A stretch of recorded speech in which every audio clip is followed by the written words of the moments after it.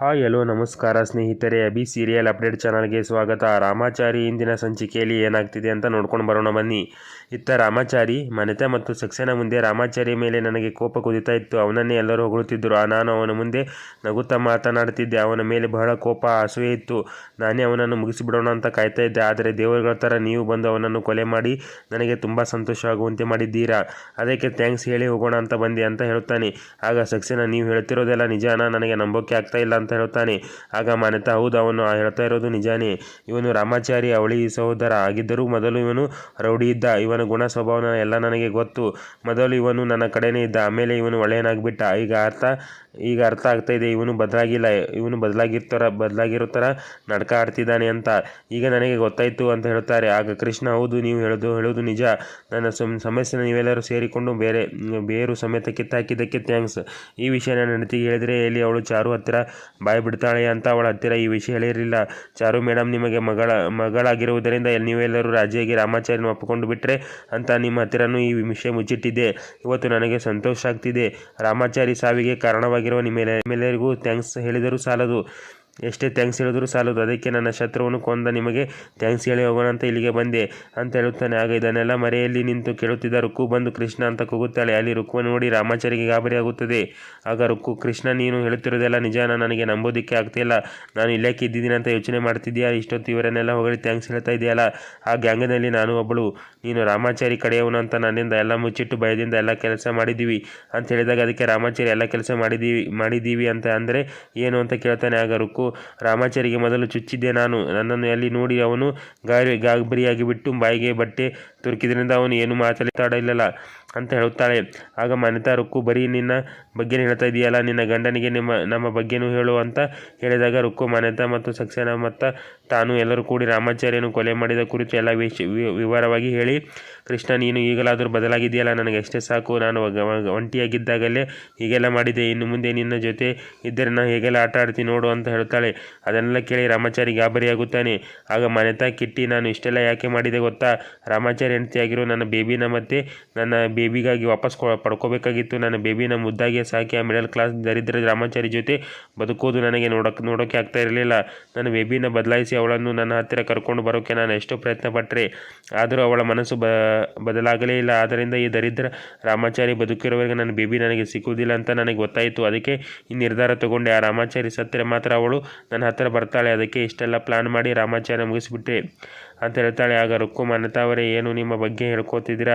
ಮೊದಲು ರಾಮಾಚಾರಿಗೆ ಚಾಕು ಹಾಕಿದೆ ನಾನು. ನನಗೆ ರಾಮಾಚಾರಿ ಮೇಲೆ ಯಾವ ಕೋಪನೂ ಇರಲಿಲ್ಲ. ಆದರೆ ಅವನ ಹೆಂಡತಿ ಚಾರು ಮೇಲೆ ನನಗೆ ಕೋಪ ಇತ್ತು. ಚಾರು ಯಾವಾಗಲೂ ನನ್ನ ಜೀವ, ನನ್ನ ಗಂಡ ಅಂತ ಹೇಳ್ತಾ ಇದ್ಳು.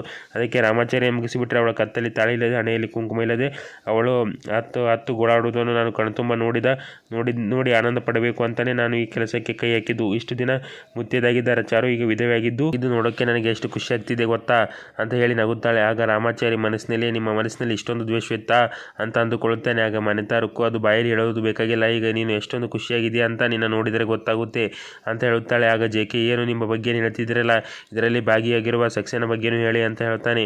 ಆಗ ಮಾನ್ಯತಾ, ಕಿಟ್ಟಿ, ನನ್ನಿಂದ ನನಗೆ ಒಂದು ಕೆಲಸ ಆಗಬೇಕಾಗಿದೆ ಅಂತ ಹೇಳ್ತಾಳೆ. ಆಗ ರಾಮಾಚಾರಿ, ನಾನು ಒಂದಲ್ಲ ತುಂಬ ಕೆಲಸ ಮಾಡೋದು ಬಾಕಿ ಇದೆ, ಅದಕ್ಕೆ ಅಲ್ವಾ ನಾನು ಬಂದಿರೋದು ಅಂತ ಮನಸ್ಸಿನಲ್ಲಿ ಅಂದುಕೊಂಡು ಏನು ಕೆಲಸ ಹೇಳಿ ಅಂತ ಹೇಳ್ತಾನೆ. ಆಗ ಮಾನ್ಯತಾ, ನನ್ನ ಶತ್ರುವಾಗಿದ್ದ ರಾಮಾಚಾರಿಗೆ ಪರಲೋಕಕ್ಕೆ ಸೇರಿಕೊಂಡಿದ್ದಾನೆ. ಈಗ ನನ್ನ ಬೇಬಿ ನನ್ನ ಹತ್ತಿರ ಬಂದರೆ ಬರ್ತಾಳೆ.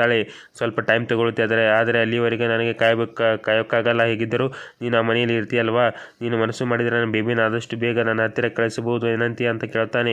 ಆಗ ರಾಮಾಚಾರಿ, ಅಷ್ಟೇ ತಾನೇ, ಆಯಿತು, ಚಾರು ನಿಮ್ಮ ಮನೆಗೆ ವಾಪಸ್ ಕಳಿಸೋ ಜವಾಬ್ದಾರಿ ನನ್ನದು ಅಂತ ಹೇಳುತ್ತಾನೆ. ಆಗ ಮಾನ್ಯತಾ, ಅದೇ ಥರ ಅವಳ ಹೊಟ್ಟೆಯಲ್ಲಿರೋ ಮಗುನು ಅವರ ಅಪ್ಪ ಹೋಗಿರೋ ಕಡೆ ಕಳಿಸೋಕ್ಕೆ ವ್ಯವಸ್ಥೆ ಮಾಡ್ತೀಯ ಅಂತ ಕೇಳ್ತಾನೆ. ಆಗ ರಾಮಾಚಾರಿ, ಮಗಳು ಚಾರುನ ನಿಮ್ಮ ಹತ್ತಿರ ಸೇರಿಸೋದು ನನ್ನ ಜವಾಬ್ದಾರಿ, ಮಿಕ್ಕಿದ್ದು ನೀವೇ ನೋಡ್ಕೋಬೇಕು ಅಂತ ಹೇಳ್ತಾನೆ. ಆಗ ಮಾನ್ಯತಾ, ನನ್ನ ಬೇಬಿ ನನ್ನ ಹತ್ತಿರ ಕಳಿಸ್ಕೊಡು, ಮಿಕ್ಕಿದ್ದು ನಾನು ನೋಡ್ಕೋತೀನಿ ಅಂತ ಹೇಳ್ತಾಳೆ. ಆಗ ಕೃಷ್ಣ ಅಲ್ಲಿಂದ ಹೊರಡುತ್ತಿದ್ದಾಗ ರುಕ್ಕು, ಕೃಷ್ಣ, ನಾನು ಇಲ್ಲಿಯೇ ಇರ್ತೀನಿ, ಆ ಮನೆಗೆ ಬರೋಕ್ಕೆ ನನಗೆ ಇಷ್ಟ ಇಲ್ಲ. ಇಲ್ಲಿ ಇದ್ದರೆ ಪಾರ್ಟಿ ಮಾಡಿಕೊಂಡು ಆರಾಮಾಗಿ ಇರ್ಬೋದು ಅಂತ ಹೇಳ್ತಾಳೆ. ಆಗ ರಾಮಾಚಾರಿ, ಸರಿ, ನೀನು ಇಲ್ಲಿಯೇ ಇರು, ಆದರೆ ಚಾರುಗೆ ನೀನು ಇವರ ಜೊತೆ ಸೇರಿದೆ ಅಂತ ನೀನು ಗೊತ್ತಾಗೋದು ಬೇಡ ಅಂತ ಹೇಳಿ ಅಲ್ಲಿಂದ ಹೋಗ್ತಾನೆ. ಆಗ ಎಲ್ಲರೂ ಎಂಜಾಯ್ ಮಾಡಿ ನಗುತ್ತಾರೆ. ಆಗ ಸಕ್ಸೇನಾ, ನೀವೆಲ್ಲ ಸಂತೋಷದಿಂದ ಪಾರ್ಟಿ ಮಾಡ್ತೀರಾ, ಆದರೆ ನನ್ನ ಕೆಲಸ ಇನ್ನೂ ಆಗಿಲ್ಲ ಅಂತ ಮನಸ್ಸಿನಲ್ಲಿ ಹೇಳ್ಕೊಳ್ತಾನೆ. ಇತ್ತ ಮನೆಯಲ್ಲಿ ಚಾರು ಬಂದ ಜಾನಕಿ ಮತ್ತು ಅಜ್ಜಿ ಮುಂದೆ, ನೀವು ಇಲ್ಲಿಯೇ ಇದ್ದೀರಾ, ನಿಮಗೊಂದು ಮಾತು ಕೇಳಬೇಕಿತ್ತು ಅಂತ ಹೇಳ್ತಾಳೆ. ಆಗ ಏನು ಚಾರು, ಹೇಳು ಅಂತ ಅವರು ಹೇಳುತ್ತಾರೆ.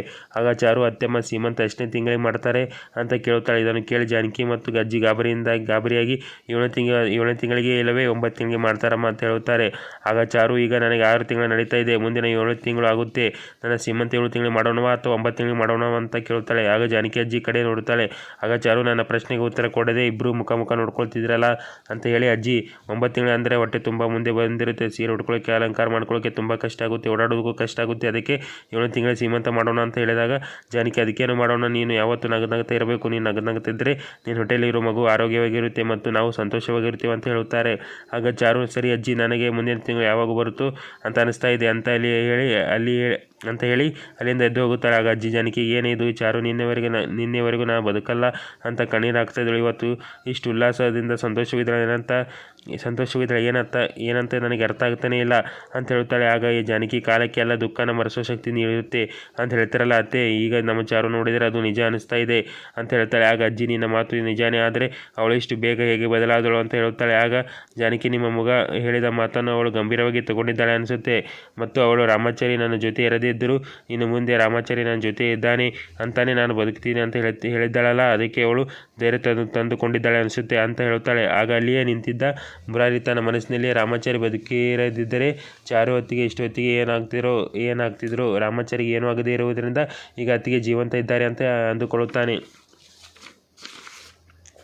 ಇತ್ತ ಮುರಾರಿ ಚಾರು ಮುಂದೆ, ಆ ರೊಕ್ಕು ಈ ಮನೆ ಕೇಡು ಬಯಸಿ ತನ್ನ ಗಂಡನನ್ನೇ ತಾನೇ ಕಳೆದುಕೊಂಡಳು, ಯಾರಿಗೂ ಗೊತ್ತಾಗಲ್ಲ ಅಂತ ಮನುಷ್ಯ ಏನೇನೋ ಆಟ ಆಡುತ್ತಾನೆ, ಅದರ ಮೇಲೊಬ್ಬ ತಾವು ಮಾಡ್ತಾ ಇರೋದನ್ನೆಲ್ಲ ನೋಡ್ತಾ ಇರ್ತಾನೆ ಅಂತ ಹೇಳ್ತಾನೆ. ಆಗ ಚಾರು, ಮುರಾರಿ ಹೇಗೆಲ್ಲ ಮಾತಾಡಬಾರ್ದು, ರಾಮಾಚಾರಿ ಬದುಕಿದ್ದಾನೆ ಅಂತ ನನಗೆ ಗೊತ್ತಾದಾಗ ನನಗೆ ಎಷ್ಟು ಸಂತೋಷವಾಯಿತು, ಹಾಗೆ ಕೃಷ್ಣ ಬದುಕಿಲ್ಲ ಅನ್ನೋದಾಗೂ ಗೊತ್ತಾದಾಗ ಅಷ್ಟೇ ದುಃಖ ಆಯಿತು. ಪಾಪ ರೊಕ್ಕು, ಅವಳು ಒಂದು ಹೆಣ್ಣಲ್ವಾ, ಸತ್ತಿರೋದಷ್ಟು ಕೃಷ್ಣ ಅಂತ ಅವಳಿಗೆ ಇನ್ನೂ ಗೊತ್ತಿಲ್ಲ, ಗೊತ್ತಾದರೆ ಅದನ್ನು ಹೇಗೆ ತಡ್ಕೋತಾಳೋ ಏನೋ ಅನಿಸ್ಕೊಂಡ್ರೆ ಭಯ ಆಗುತ್ತದೆ ಅಂತ ಹೇಳ್ತಾಳೆ. ಆಗ ಮುರಾರಿ, ಆ ರೊಕ್ಕುನ ಸಾಮಾನ್ಯವಾದ ಹೆಣ್ಣಿಗೆ ಹೋಲಿಸಬೇಡಿ ಅತ್ತಿಗೆ, ಆ ರೊಕ್ಕು ಕೆಟ್ಟ ಮನಸ್ಥಿತಿ ಏನು ಅನ್ನೋದು ನಮಗೆಲ್ಲ ಗೊತ್ತಿರೋದೇ ಅಲ್ವಾ, ಕೃಷ್ಣ ಮನೆ ಬಿಟ್ಟು ಹೋಗೋಕ್ಕೆ ಅವಳೇ ಕಾರಣ ಅಲ್ವಾ, ಏನೇನೋ ಮಾಡಿ ಆ ಮನೆಯವನನ್ನು ಆಚೆ ಕರ್ಕೊಂಡು ಹೋದಳು, ಅವಳ ದುರ್ಬದಿಯಿಂದಲೇ ಕೃಷ್ಣ ಈ ಭೂಮಿಯಿಂದ ದೂರ ಆಗಾಯಿತು ಅಂತ ಹೇಳ್ತಾಳೆ. ಆಗ ಚಾರು, ಆದರೂ ಈ ಪರಿಸ್ಥಿತಿ ನನ್ನ ಶತ್ರುಗೂ ಬರಬಾರ್ದು, ಮುರಾರಿ ಒಂದು ಹೆಣ್ಣು ಗಂಡನ ಕಳ್ಕೊಳ್ಳೋದು ಮುತ್ತಿತನ ಕಳ್ಕೊಳ್ಳೋದು ಅದಕ್ಕೆ ಸಾವಿಗಿಂತ ಭಯಂಕರ ಅಂತ ಹೇಳ್ತಾಳೆ. ಆಗ ಅಲ್ಲಿಗೆ ರಾಮಾಚಾರಿ ಬಂದು ಮನೆಯಲ್ಲಿ ರುಕ್ಕು ಮತ್ತು ಮನೆತ ಹೇಳಿದ ಮಾತುಗಳನ್ನು ನೆನಪಿಸಿಕೊಂಡು ಮುಂಕಾಗಿ ಅಳುತ್ತಾ ಕುಳಿತುಕೊಳ್ಳುತ್ತಾನೆ. ಅದನ್ನು ನೋಡಿ ಕಂಡ ರಾಮಾಚಾರಿ,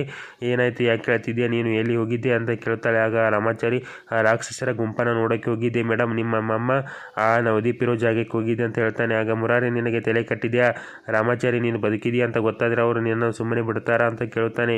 ಆಗ ಚಾರು, ರಾಮಾಚಾರಿ, ನಾವು ಅಂದುಕೊಂಡಿರುವ ಆ ಕೆಲಸ ಆಗುವವರೆಗೂ ನೀನು ಬದುಕಿರೋ ವಿಷಯ ಯಾರಿಗೂ ಗೊತ್ತಾಗಬಾರ್ದಂತೆ ಮಾತಾಡಿಕೊಂಡಿದ್ದೀವಿ ತಾನೇ ಅಂತ ಹೇಳ್ತಾಳೆ.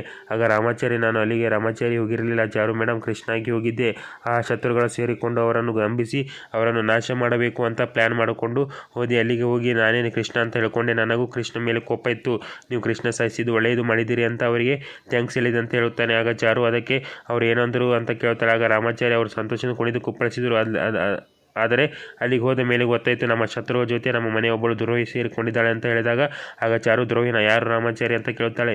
ಆಗ ರಾಮಾಚಾರಿ, ಇನ್ಯಾರು, ನಮ್ಮ ಕೃಷ್ಣನ ಹೆಂಡತಿ ರುಕ್ಮಿಣಿ, ನಾವು ನಮ್ಮ ಪ್ರಾಣನೇ ಒತ್ತಿ ಇಟ್ಟು ನಮ್ಮ ಕೃಷ್ಣನ ಜೊತೆ ಮದುವೆ ಮಾಡಿಕೊಟ್ಟೆವಲ್ಲ ಆ ರುಕ್ಕು ಅಂತ ಹೇಳ್ತಾನೆ. ಆಗ ಚಾರು, ರಾಮಾಚಾರಿ ಏನೂ ಮಾತಾಡ್ತಿದ್ದೆ, ರುಕ್ಕು ಯಾಕೆ ಅವರ ಜೊತೆ ಸೇರಿಕೊಳ್ತಾಳೆ ಅಂತ ಕೇಳ್ತಾಳೆ. ಆಗ ರಾಮಾಚಾರಿ, ನಿಮ್ಮ ಮೇಲೆ ಸೇಡು ತೀರಿಸ್ಕೊಳ್ಳೋಕೆ ಮೇಡಮ್ ಅಂತ ಹೇಳ್ತಾನೆ. ಆಗ ಚಾರು, ರುಕ್ಕುಗೆ ನನ್ನ ಮೇಲೆ ಸೇಡ, ಏನು ಹೇಳ್ತಿದ್ದೆ ರಾಮಾಚಾರಿ ಅಂತ ಕೇಳ್ತಾಳೆ. ಆಗ ರಾಮಾಚಾರಿ, ಹೌದು ಚಾರು ಮೇಡಮ್, ನೀವು ವಿಧವೆ ಆಗೋದನ್ನು ನೋಡೋದು ಅವಳ ಆಸೆಯಾಗಿತ್ತು, ನೀವು ಕಣ್ಣೀರು ಹಾಕೋದನ್ನು ನೋಡಿ ಸಂತೋಷ ಪಡೋಕ್ಕೆ ಕಾಯ್ತಾ ಇದ್ರಂತೆ, ನಿಮ್ಮ ಕುಂಕುಮ ಅಳಿಸುವಾಗ, ನಿಮ್ಮ ಬಳಿ ಬಡಿಯುವಾಗ, ನಿಮ್ಮ ಹೂ ತೆಗೆಯುವಾಗ ಸಂತೋಷಪಟ್ಟು ಎಂಜಾಯ್ ಮಾಡ್ತಿದ್ರಂತೆ. ಅಷ್ಟೇ ಅಲ್ಲ ಮೇಡಮ್, ಅವಳಿಗೆ ನಮ್ಮ ಮೇಲೆ ಎಷ್ಟು ದ್ವೇಷವಿದೆ ಅಂದರೆ ಕೃಷ್ಣನಿಗೆ ಸಾಯಿಸುವಾಗ ಮೊದಲನೇ ಸಲ ಚಾಕು ಚುಚ್ಚಿದೆ ನಾನೇ ಅಂತ ಹೆಮ್ಮೆಯಿಂದ ಹೇಳ್ಕೊತಾ ಇದ್ದಳು ಅಂತ ಹೇಳುತ್ತಾಳೆ. ಆಗ ಚಾರು, ಏನು ಹೇಳ್ತಿದ್ದೀಯಾ ರಾಮಾಚಾರಿ, ನೀನು ಅಂದುಕೊಂಡು ಅವಳ ಗಂಡನನ್ನೇ ಅವಳೇ ಕೊಂದು ಬಿಟ್ಲ ಅಂತ ಹೇಳುತ್ತಾಳೆ. ಆಗ ಮುರಾರಿ, ನೀನು ಹೇಳಿಲ್ವಾ ಆತಿಗೆ ಈ ರುಕ್ಕು ಸಾಮಾನ್ಯದವಳಲ್ಲ ಅಂತ ಈಗ ಗೊತ್ತಾಯ್ತಾನ, ತನ್ನ ಗಂಡನ ಸಾಯಿಸೋಕೆ ಹೆಮ್ಮಾರಿ ಅಂತ ಇವಳು ಅಂತ ಮುರಾರಿ ಹೇಳುತ್ತಾನೆ.